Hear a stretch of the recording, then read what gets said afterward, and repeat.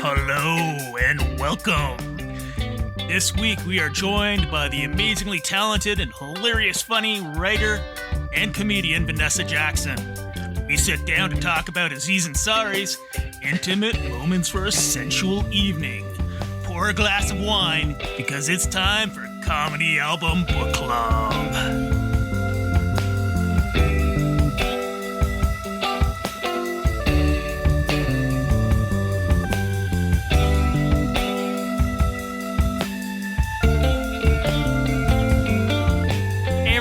Thanks for joining me today. It's me, Matt, your host.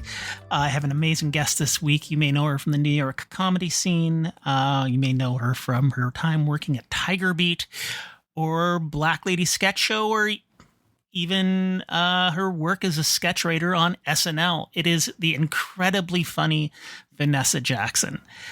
She decided to talk about Aziz Ansari's Intimate Moments for a Sensual Evening. Yeah, classic album that is incredibly hilarious. We get into the time capsule of comedy, the process of just being funny, and the amazingness that is Aziz. Now, as I said, she works on SNL, which requires a lot of concentration, which is something that our sponsors, Magic Mind, will help you with. I've been doing the program for a little over 7 days now, and it's really helped with my focus, helped with my energy, and it's been just a terrific experience. It genuinely has become a part of my morning ritual. Get into the office, I fizz up some water, I mix it in, and it's a nice little berry blast of energy right at the start of the day, with like 100% of your daily dose of vitamin C and vitamin D in one bottle. Now, if you are interested in trying it out, we have a limited offer that you can do right now. It's 48% off your first subscription, or 20% off your one-time purchase using the code KINDA20 at checkout. If you go to www.magicmind.com/kinda. And that will get you going. I don't know if it would get you through a meeting with Lorne Michaels. I did not ask Vannessa that. That is literally a thing of my nightmares. I never mentioned that, but I had recurring nightmares of being a writer on SNL and never having a sketch ready. So maybe we'll have Vannessa back and I can tell her that terrible, terrible recurring nightmare that haunts me to this day, even though I am too old to write for SNL. But hey, one can dream. You never know. You never know. But thanks for tuning in. This is Vannessa Jackson, and we're talking about Aziz Ansari's Intimate Moments for a Sensual Evening.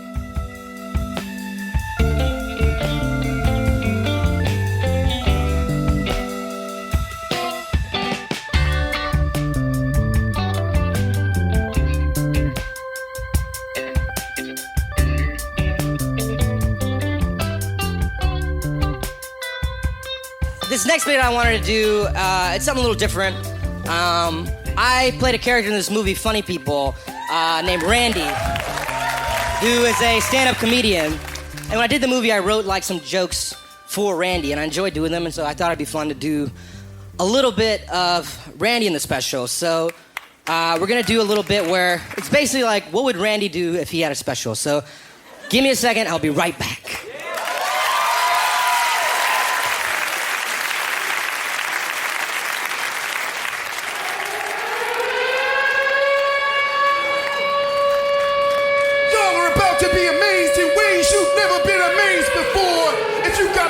Set of skin, y'all better break it out, cause we finna burn it off, y'all. Y'all ain't seen shit like this since you turned around, saw your mama's vagina, and watched yourself getting born. Let's get it started! Yeah! Prepare to be amazed! It's coming down! Put your hands together, make noise! Smack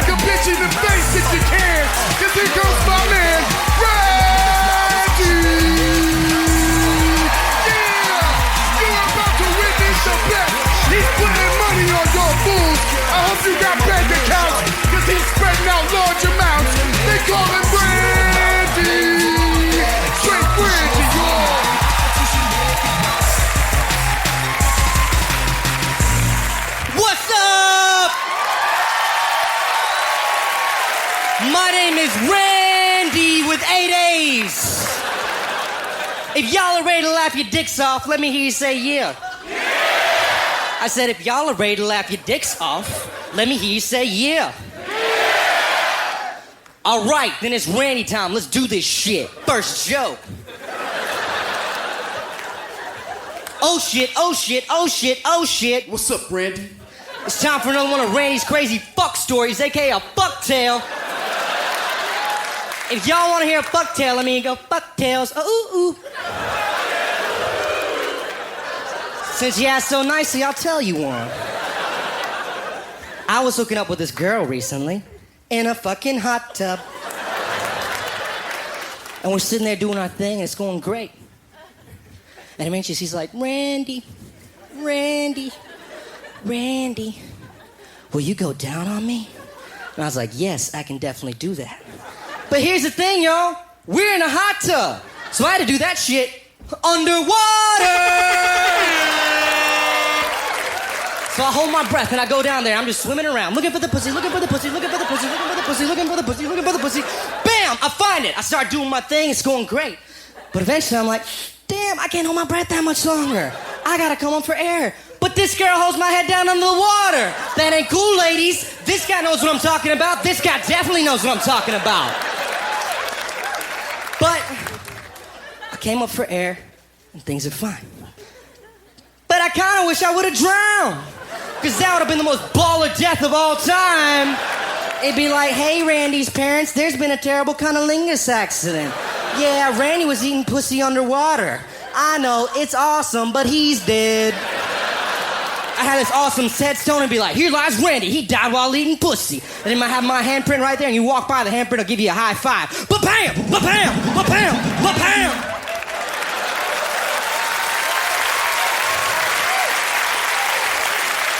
Fellas, you ever been in this situation?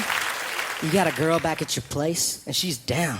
You're all excited. You're like, I'm gonna get my fuck on. I'm gonna get my fuck on. I'm gonna get my fuck on tonight. Yes, I'm gonna get my fuck on. I'm gonna get my fuck on. I'm gonna get my fuck on tonight. Yes, I'm gonna get my fuck on. I'm gonna get my fuck on. I'm gonna get my fuck on tonight. And she's like, Randy, stop dancing. And you do. You stop dancing, then you head to the bedroom and you're about to set it off. And what happens every time you get to this moment, fellas? What happens every time you get to this moment? You gotta take a huge shit! So you run in the bathroom and start playing the game that Randy likes to call Make a Lot of Noise So It Don't Sound Like You Taking a Shit! You cutting on the sink in the shower. She's like, Randy, what's going on in there? Nothing. I'm just brushing my teeth and taking a shower at the same time. But that's not enough noise either. So you gotta run in the kitchen. Next thing you know, you blending carrots and celeries and tomatoes. She's like, Randy, what are you doing in there? Bitch, I'm making you a smoothie. And you go back to the bedroom. And what does she say? What does she always say? Randy, Randy, Randy, I gotta go pee. No! You gonna smell my shit!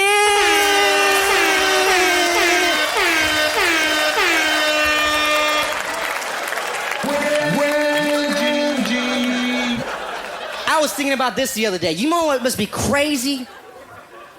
Getting your dick sucked in an igloo. How you supposed to stay hard when it's so cold? It'd be like Eskimo Randy, Eskimo Randy, Eskimo version of Randy. Can I give you a blowjob? I'd be like, no, give me a blanket, my dick's cold.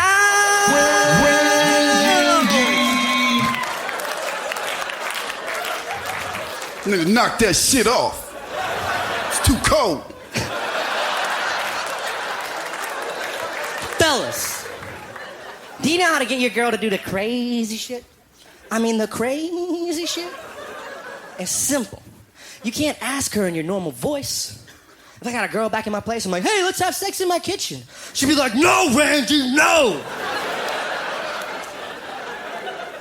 But if I ask her in my smooth, sexy R&B voice, if I'm like, girl, I'm saying, girl, I wanna fuck you in my kitchen tonight, by my fridge, by my oven, by my Foreman grill. She'd be like, damn, Randy, let's do that shit now. Next thing you know, you fucking and making chicken. That's right, Randy fucking and making chicken since 86, bitches.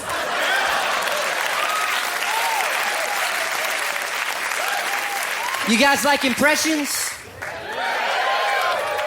All right, this is my impression of me, Randy, getting a blowjob at an IKEA. Excuse me, can you tell me where the lighting and home furniture? Whoa! They call that shit a oopsk. This is my impression of me, Randy, getting a blowjob at a Whole Foods. Excuse me, are those the organic strawberries or are those... Whoa! She gave you a fair trade blowjob. Yeah.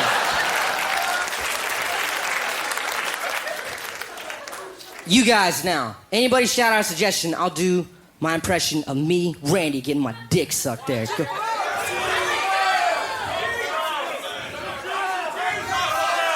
Six Flags, here we go.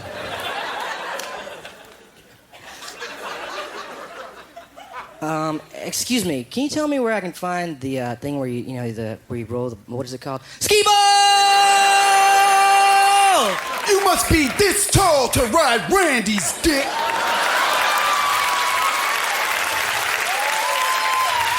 Randy.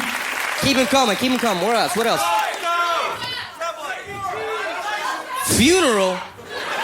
Oh, you trying to stump Randy, huh? You don't think Randy gets his dick sucked at funerals? You about to get dealt with. This is my impression of me, Randy, getting my dick sucked at a fucking funeral. Hey, I just wanted to say that, this is really hard for me to say this, but I just wanted to say that I'm really sorry for your loss! Thank you guys so much!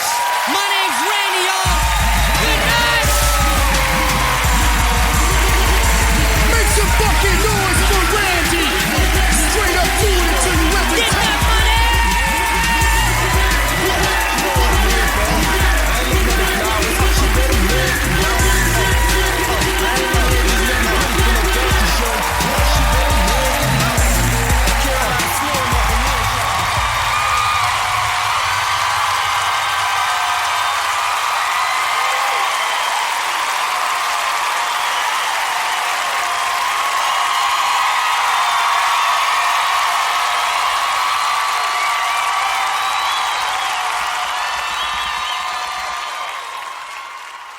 Hello, welcome to Comedy Album Book Club. I am joined by Vannessa Jackson. She is a stand-up comedian based out of New York. She's also a writer for Saturday Night Live, Black Lady Sketch Show, A Little Late with Lily Singh, and formerly Tiger Beat, which must have been bonkers. That must have been a wild job. It was so much fun. It was funny because it was like not in 1985, so it was in like 2016 when they were kind of going like down, I guess. I don't even know if they still have a print edition. It was like big.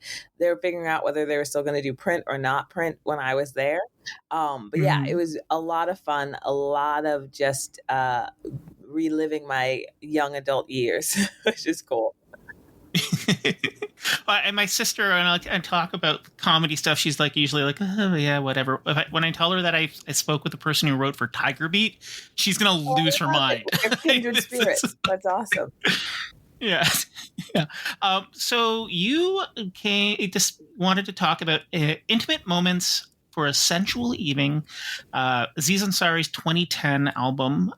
So what inspired you to choose this album? Aziz was like one of the very first comics that I became like obsessed with when I started being interested in comedy. Mm-hmm. And this album, I think, is like one of the very first that I listened to. I used to have like a long commute into work.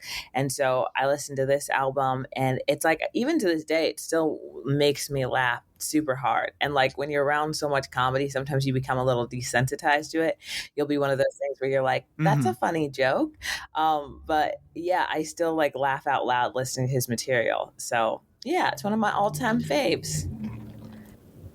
Yeah, one of the things I loved about this is there's just, and I mean, Aziz in general has like this sort of joyousness to his delivery. You know, like there's this energy and that's all through this album. There's bits where he's just like sing song kind of delivery, and then just this childish glee at times, which is really amazing. He finds a way, I think, to do what a lot of really great comedians do, which is just use different ways of talking and different, like fast and then slow and different voices. And he's really, really good at like just great writer too. Just he wrote all that in his material. But I agree. One of the things that I really enjoy about this is how like he'll just play with words a lot, like just in really smart ways. He'll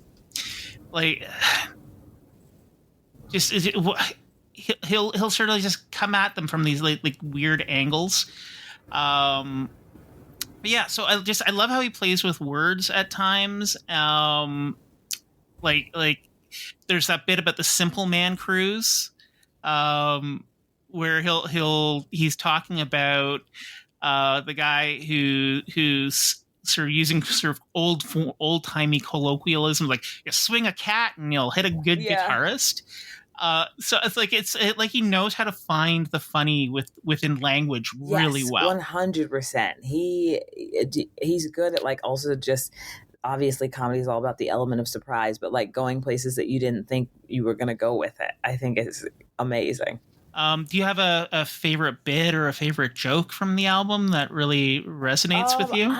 It's pretty controversial, but I always used to love his R. Kelly stuff. I think just that closer is so, I feel like, and he addresses it a little because it was back in 2010. So people were aware, but not, it wasn't a thing where people were like, cancel him or whatever.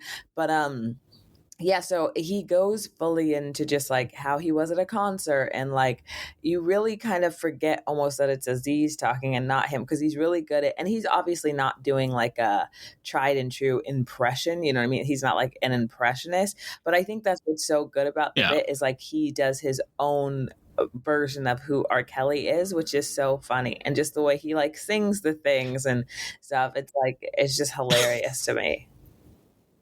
Yeah, like he really captures the spirit of R. Kelly without impersonating the voice. And the concert he describes sounds insane. It just sounds so 100%. Over the top. It's like him at the height of what he was, like all the lights and all the things. It just sounds crazy. Yeah. And I mean, it's interesting that and the Kanye bits. I mean, it was 2010. It was a different time in a lot of ways. Like, there's stuff that he does in this album he wouldn't do today. Like, and he even talks about that. Like, and right now he's sort of like, well, that R. Kelly thing, like, 2019, 9 years later, he's just like, yeah, that's and he sort of discusses that. But yeah, like it's just it just is like I'm enthralled by it. Like even now it's like it's still funny.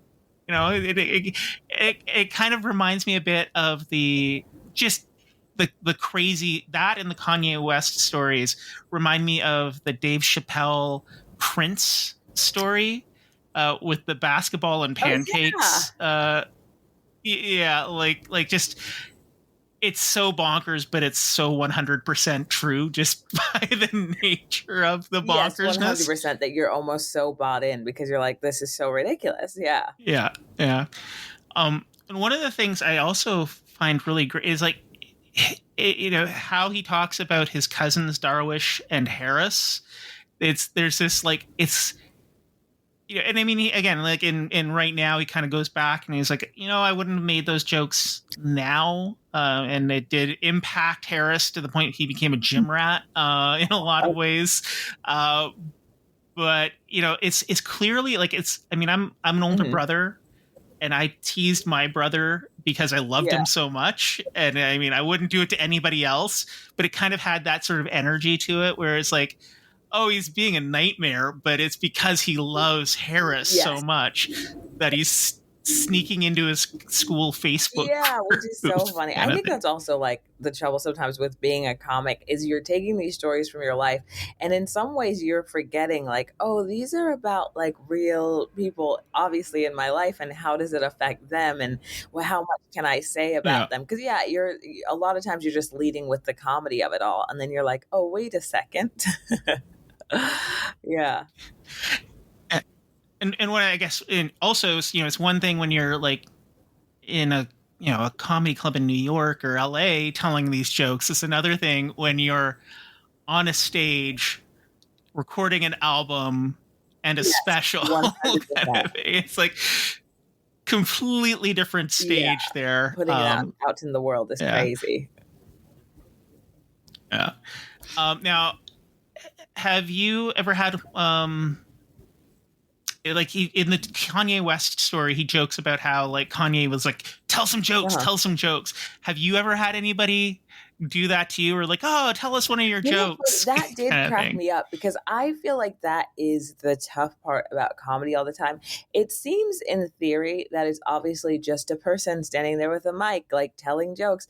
But I've always said there are ways that to like do things that make it less make the comedy less great in a sense of like, every comic has a story of having to perform in like a grocery store or like a bar show or where there's like a noise happening or there's a game playing on the TV and it's so funny because I have had people will meet you, they'll be like, oh, you're a comedian, tell me a joke or whatever, and you are like, it is 1 p.m. on a Wednesday, you are not gonna laugh.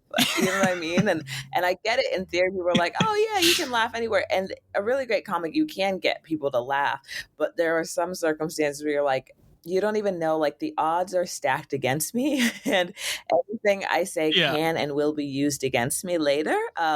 Yeah, those are like nightmare. He was really true. It's like a nightmare story. Even just the way he was describing it, because it has been a while since I've listened to this album, since like I first began comedy, and just I think it's funny because before I didn't even think about that, and now as a comedian, I'm like, that sounds like my worst nightmare, like 100%. Yeah. Primary Election Day is Tuesday, June 4th. Now is the time to make a plan. Whether you plan to vote absentee by mail, in person at your county auditor's office before Election Day, or at your polling place on June 4th, it's important you take steps now to make your plan at voterready.iowa.gov. Remember, Election Day is Tuesday, June 4th. Find more info at voterready.iowa.gov. This message is presented by the Iowa Secretary of State. This is the story of the one. As a maintenance engineer, he hears things differently. To the untrained ear, everything on his shop floor might sound fine, but he can hear gears grinding or a belt slipping. So he steps in to fix the problem at hand before it gets out of hand. And he knows Grainger's got the right product he needs to get the job done, which is music to his ears. Call, click Grainger.com, or just stop by. Grainger, for the ones who get it done. When you visit Arizona, time is measured in moments, not minutes. Like the moment you see the Grand Canyon for the first time. Visit a new state of mind. Learn more at hereyouareaz.com. Maybe it's just being in Kanye's living room and like having him just be intensely like, you got to tell jokes, Yes. you got to tell jokes. Nate Bargatze always has this quote, which I love, which is my favorite. I think it's so true, which he always says, like, if you are not aware of comedy happening or you didn't know there was going to be comedy, it just sounds like a mean speech. And I think and it's really true. Like, if you just show up somewhere and somebody's like, oh, this person's now going to perform comedy, there is something where your brain's like, okay. And it just sounds insane. Yeah, that's why it's like whenever you go to do an open mic where it's in one of those places where it's like, a restaurant, most of the time, then like, okay, well, now we're going to have comedy over here. If you can get any laughs from that audience, that is a miracle. That's how you know it's flipping gold. That is really true. That is how you know it's like a good joke. Like one of my very first open mics was literally in a grocery store where they were like, it was, if you can imagine, it was like basically kind of like a Costco food court type situation where it was like the groceries were next to you and then people were like sitting eating their dinner, and it just was a nightmare. And you're like, if you can get any sort of laugh. So I'm like, just the fact that he said people were laughing in that living room, I'm like, more power to them, because I can imagine that going south so quick. Yeah, I know. I made the mistake of letting my coworkers in my day job know that this is what I do for my free time, and now they're like, "Oh, we got this auction coming up. Do you want to host this?" And I'm like, "No, I get paid for this." Yes. You know, I'm not 100%. That's also the thing. If people are like, "Oh, you do funny, let's just do it here," and you're like, "Wait a second, hold on, no." Yeah. Now, one of the things he does talk about is like meeting famous people and like MIA and stuff like that. Have you ever had any of those instances where you being at work or just met somebody where you're just like, oh crap, like just completely overwhelmed or surprised by and no need to like spill tea or anything like that, but just like anybody that where that's been sort of like a wild experience for you? Because I always think like you never know, even if you know yourself, you never know how you're going to react or how other people are going to react in those situations, which is so funny. Like I'll always meet people and always be the people I don't think, or like someone from my childhood who, like the Jonas Brothers came to work once because they were doing the musical Guest, and I was just like enamored with the Jonas Brothers because I was like, this is insane. It's crazy that they're here, which is awesome. But yeah, like it's funny because I went to the Emmys with my mom this last year, and there was somebody who she was a fan of who was walking down the aisle. I don't remember who it was. It was someone that she obviously knew from like TV that she had watched a lot. And even just instinctually without meaning, she like lifted her hand to like wave and say hi, just because you think you know people in a weird, it is weird. That's what I've learned. It's weird how much just because you spent time like watching somebody's stuff or listening to their music or whatever, in your brain, you're like, oh, we're best friends. And it's like, actually, you are not, which is always crazy. But yeah, I've had my moments. Like Austin Butler, the guy who did Elvis last year, he was someone who I was surprised that I was like enamored with. Because before I was like, he's cool, he seems fine. And then he was like so charming and kind. I felt like that I went to go give him a note once, and he like listened intently and put his hand on my shoulder. And I was like, I think we're in love. I think that's how this works. So, so you never know who it's going to be. It's your mom waving. It kind of I do another podcast where we talk about comic books, and we were talking about this comic book, The Max, which is set in the 90s, and it was right around when the issue came out around when Cheers was canceled. And there's this little monologue about how like these people are dead because it's before the era of PVRs and the internet and parasocial relationships and all of that. But it's true. Like these are people, especially, when we were kids, like the Jonas Brothers, these are people you're inviting into your life. You're sharing these intimate moments with on so many levels. And, they're ingrained in the culture and the moment and the time of your growing up. So yeah, I mean, as simple as like, a sitcom character or something like that can really be important. You don't think about it as much. And then you meet them and you're like, oh, you mean everything to me. my wife went to a New Kids concert a few years ago, and she's not generally, she's always like, yeah, okay, they're performers, they're doing their job. She's pretty chill. And then she was in the audience, and her friend got really good tickets, so they were on the floor. And then just up behind her, Donnie came out of the floor, and she lost her mind. She just utterly lost. Like she was on like a metal folding chair, just screaming, "Donnie!" And she's like, "I don't know what happened. It just overcame me. I was just lost." That's so funny. That's hilarious. I love that. Was there video proof of it?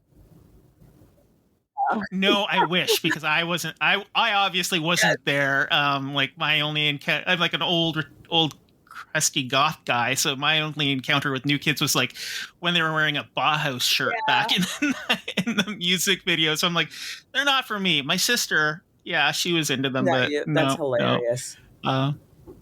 Yeah. But now, another thing that I really enjoy about this album is actually the Randy bit at the end. Like you don't get encores often enough in comedy, but so that just kind of felt like an encore where he's like adding this extra bit onto the end. But I mean, it's obviously a character, and it's just such a creature of that moment in comedy with like that sort of call and response kind of thing going on.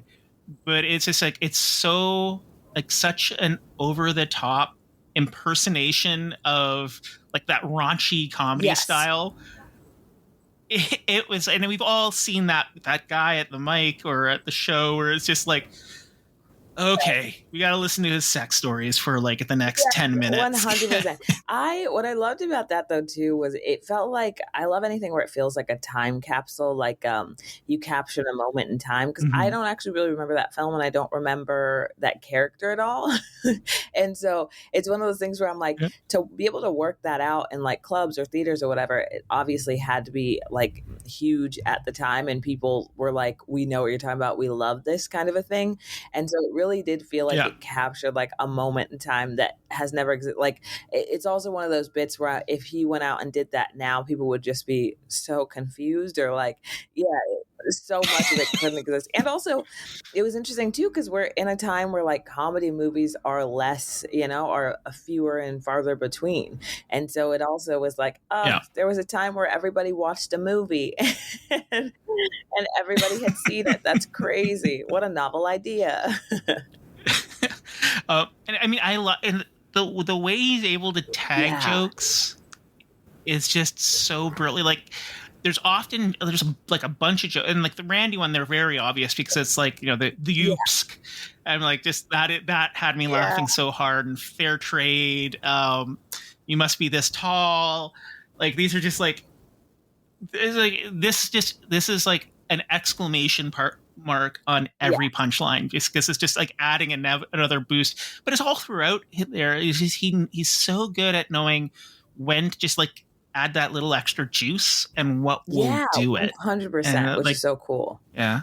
Do you have any like tricks for when you're trying to find a tag or something to like just add that little bit of extra funny? What I love about him too, that he does to like find those things, is like the more you do comedy, the looser you become, and the more fun you're having. When you're loose, the better it is to like write jokes or come up with things on the fly for that. And so listening to him always reminds me, and I always have to remember, like, as long as you stay loose and you're having fun, that's when those like little extra tags come and those little extra things. It's when you're trying to be too precious or too word perfect, I think, is what goes against it. And you're like, I have to think of a tag for this. But like staying loose, and you can tell so much of his comedy. That's why I've always really liked him too, is so much of his comedy just comes from like fun. And like, you probably know too, is like, when you're around a ton of comedians or you're doing a bunch of shows, a lot of times it sometimes feels like, oh, everybody has a bit on this thing. Like when the Epstein list dropped, it was like, everybody has a bit on this. Everybody has a bit on this, or everyone has a take on this. And the thing that I like about his comedy and listening to it is like, nobody has a take on Cold Stone Creamery sizing. You know what I mean? Like, like nobody has a take on like the random thing on Craigslist and like that whole bit, which was hilarious. Like it's all so random, but all like things we all think about. And I just love his material because it's so original, where you're like, nobody was talking about that. Like you don't have to worry about crossover because nobody is sitting at home being like, actually, you know what? It's really crazy. Yeah, like and it's like it's observational humor, but it's like not the big kind of stuff that's like the big like what's the deal with airplane food kind of observational, but it's much more personal in his life, and like you said, it's there's no overlap because he's the only person with his life, and then, like, yeah, like you bring up the Craigslist bit. I mean, it's like it's. And that also, there's like a lot because of that. There's so many moments that are very of 2010 or of the early aughts. Craigslist. You've got like MTV when they were still creating original programming. 100%. I forgot. Yeah, I forgot that he was on Human Giant. I forgot about that show until like listening to this. I'm like, oh yeah, like him and Rob Hewell and Paul Scheer, and that and like. And then going back and rethinking about that trio is such a wild, like collaborative group. I mean, it's like, but it's just like comedy has become, or pop culture, I think, has become so niche too because of like social media and like everybody's paying attention to their own whatever they're interested in.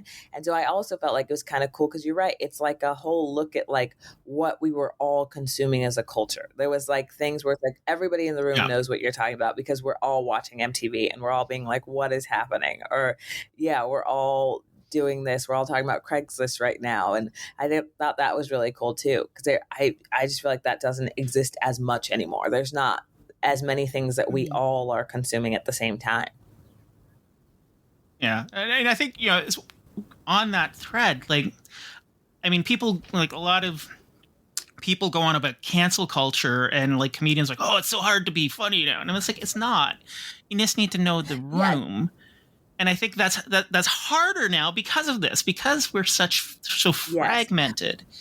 And everything's so niche. It's like you need to know the room, but then also, and I say this a lot to comics too, is like you need to, a lot of those like tougher subjects to cover. Like I feel like some of the comedians come out of the gate and they're like, I want to do what Bill Burr is doing. And I want to do what Louis C.K. is doing. And it's like, it took them 30 years to do what they're doing and to walk that tightrope in a way where you know how to get people on your side and you know how to like, you can talk about anything, but you have to talk about it well. And I feel like that's what some people don't do correctly. It's like, if you're not getting laughs, then that's really on the way you wrote the material and how not really everybody else. It's just like, you just got to write it well and perform it great.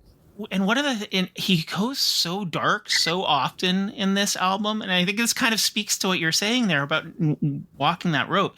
He goes dark in ways that like, there are jokes that I would never, ever in a million years consider making, not just because they're not my style, but just like the subject matter. I'm like, how did you find the funny there? Like, how did you, but he does it. And it's like, and it's in a way where it doesn't feel like, just edgelordy or cruel.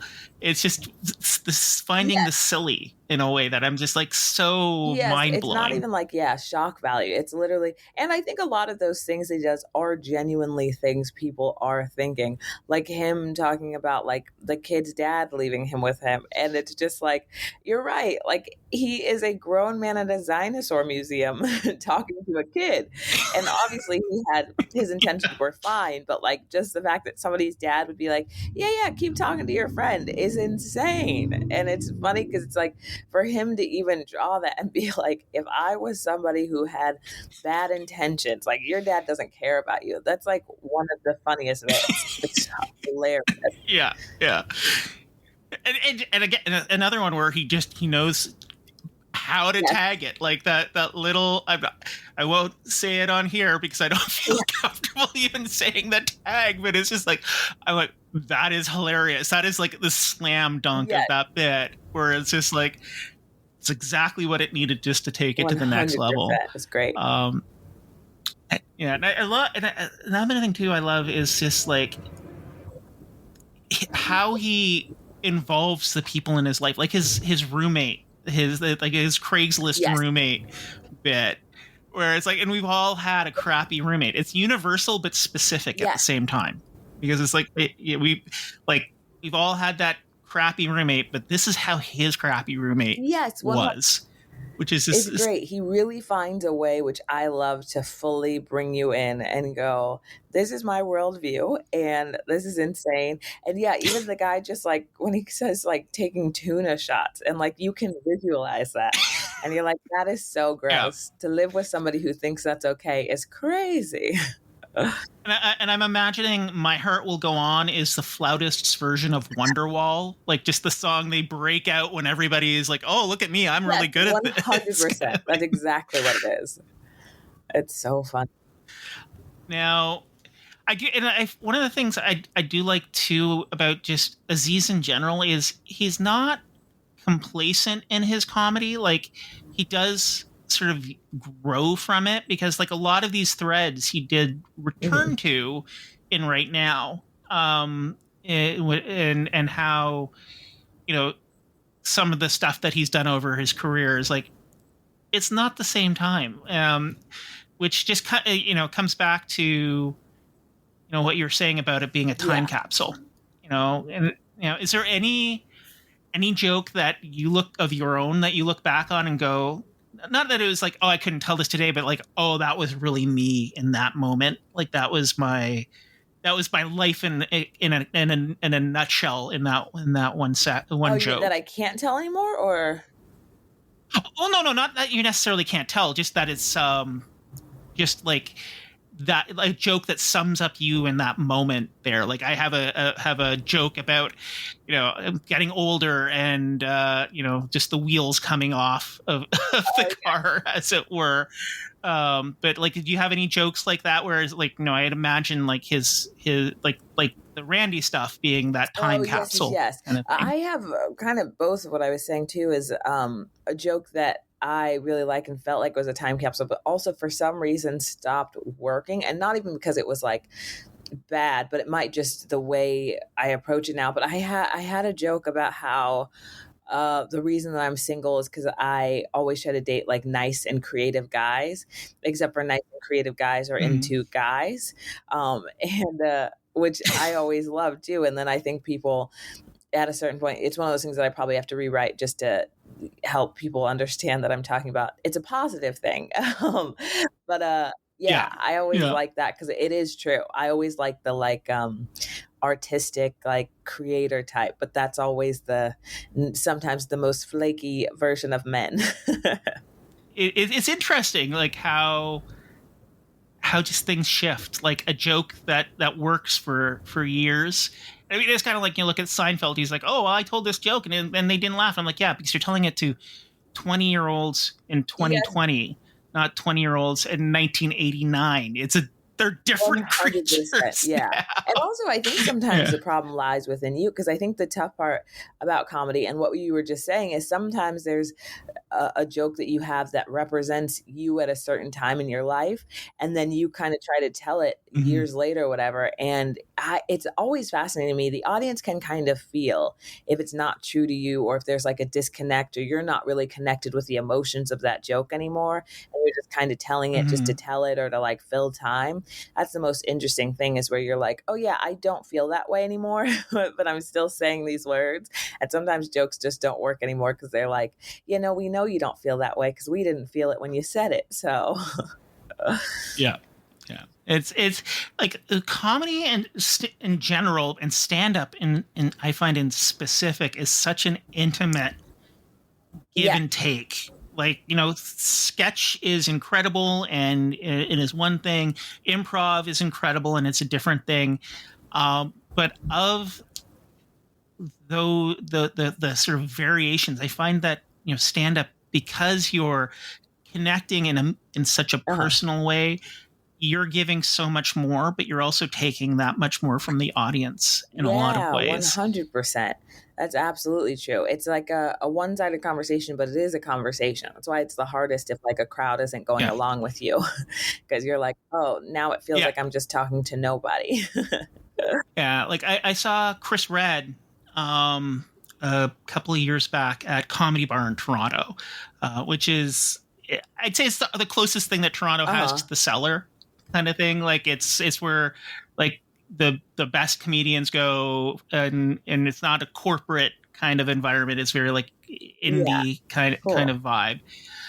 And it was just that. It was like, it felt like I was sitting in a room with a guy who's talking to me, and even though there was like 100 other people crammed around us, and like, I have never experienced heckling. I guess I'm blessed and cursed in that regard because I'm kind of curious how I handle it when it happens, but I've always had very nice rooms who understand the rules.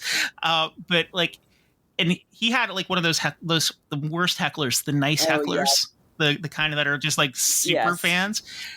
And he just engaged with them in a way that just like de-escalated and kept the momentum going, and was just, so it's like, it's just a wild sort of different kind of relationship that I don't think people outside of comedy really understand. 100%. I agree. Well, if people wanted to see you perform, check out where you're going to be, see what projects you're working on, where can they look to find that? I'm on Instagram and Twitter at Very Vannessa with 2 N's in Vannessa. And then that's also my website is www.veryvanessa.com. You can check me out there. Terrific. Well, thank you for chatting with us about Aziz Ansari today and his album, Intimate Moments for a Sensual Evening. And, if you ever want to come back, we'd love to have you on the show. Thank you so much. This was so fun.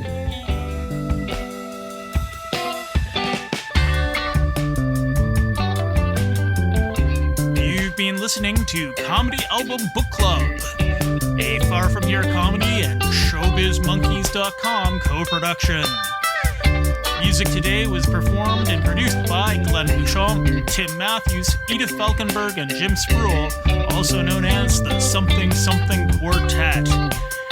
Thanks for listening, and tune in next week to Comedy Album Book Club. Primary Election Day is Tuesday, June 4th. Now is the time to make a plan. Whether you plan to vote absentee by mail, in person at your county auditor's office before Election Day, or at your polling place on June 4th, it's important you take steps now to make your plan at voterready.iowa.gov. Remember, Election Day is Tuesday, June 4th. Find more info at voterready.iowa.gov. This message is presented by the Iowa Secretary of State. This is the story of the one. As head of maintenance at a concert hall, he knows the show must always go on. That's why he works behind the scenes, ensuring every light is working, the HVAC is humming, and his facility shines. With Grainger's supplies and solutions for every challenge he faces, plus 24/7 customer support, his venue never misses a beat. Call quickgrainger.com or just stop by. Grainger, for the ones who get it done.